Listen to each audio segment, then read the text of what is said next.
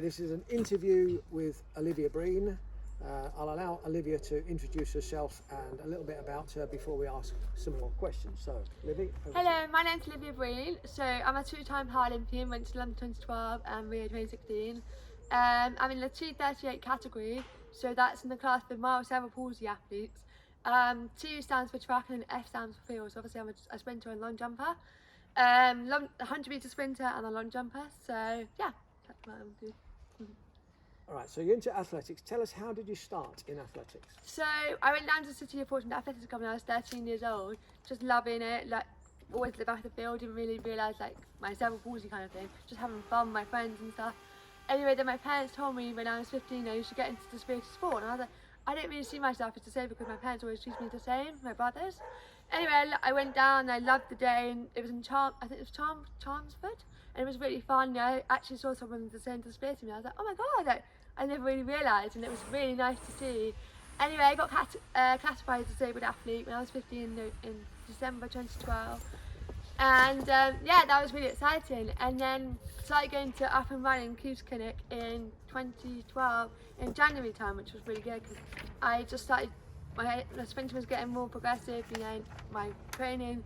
And I actually went to Keith for a shin splint then, you know, and it's coming from the back, so he fixed it, and it was really amazing to see that. And I've been going to him ever since then. So you qualified for London very, very soon after you started your athletics career, Yes. didn't you? So tell me a little bit about what it was like to represent.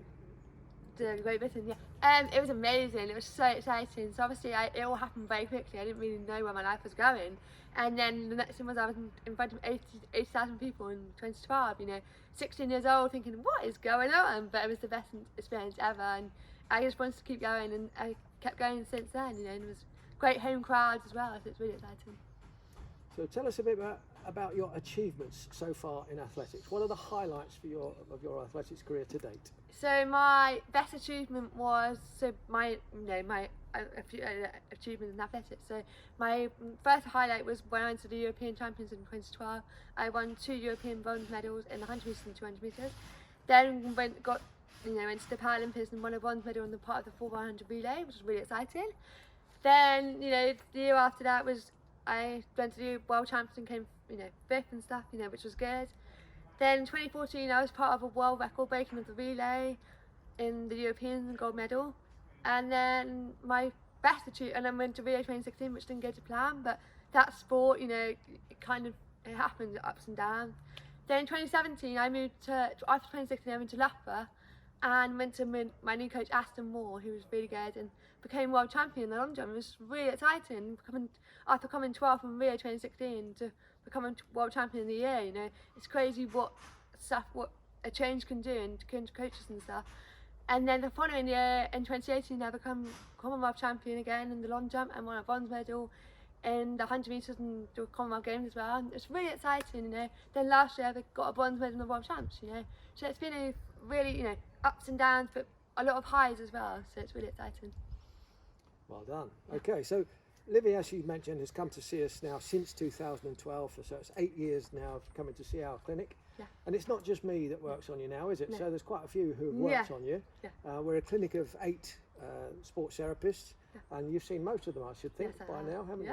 Yeah. What is it, do you think, about the therapists at Up and Running that you like most? So the thing I like at Up and Running the most is like when they work on the back, I never really understood the whole back thing. I went to Keith in 2012, and it was amazing to see the difference, how he worked on the back and the shin pain went, and because I get a lot of like trapped nerve, lumbar spine pain, and they just fix you, it's like it just keeps you going, ticking over with training.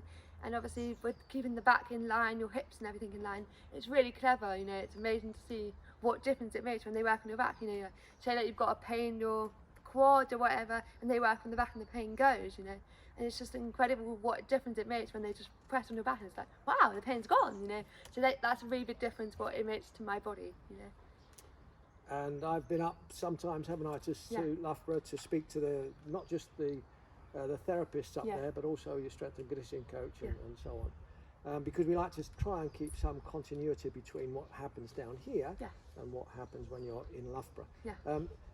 More recently you've been seeing George, and I think George gives you quite a lot of sort of homework stuff to do. Yeah, he doesn't does. So yeah, tell and us a that's bit really about good. So he gives me like stuff for like the back and like stretches, you know, and just like other stuff in the gym, you know, like band work, you know, and just trying to keep everything mobilised in the back.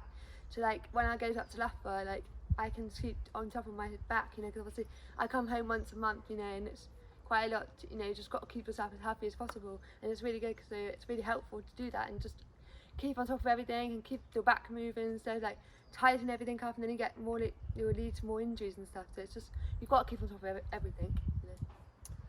So since all this has happened, you've become quite famous, and now I understand you're an ambassador for the Dame Vera Lynn charity. Tell us a little bit about that. So when I was little, I went to the Dame Vera Lynn school, and it really helped me with my cerebral palsy, and like it helped my mum as well, you know, because obviously there are other mums as well in the same position as mum, you know, with their children with cerebral palsy. And you know, I was 2 years old when I got diagnosed, and it's, you know, it's an important time because obviously it helped me so much, you know, with physio and stuff, you know, and trying to get me more stable and help me walk and stuff, you know.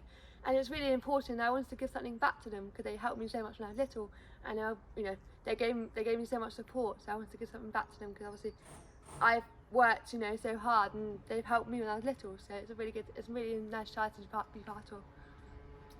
Okay, and finally then, what are your ambitions going forward?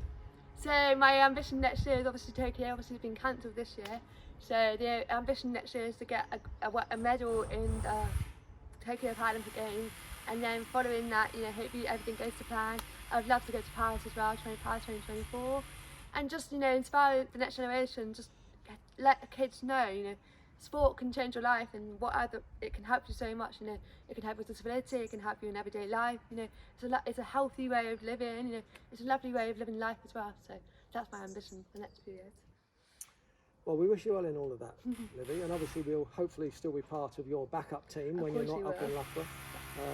So thank you very much for the interview. Thank you. And good luck in the future. Thank you.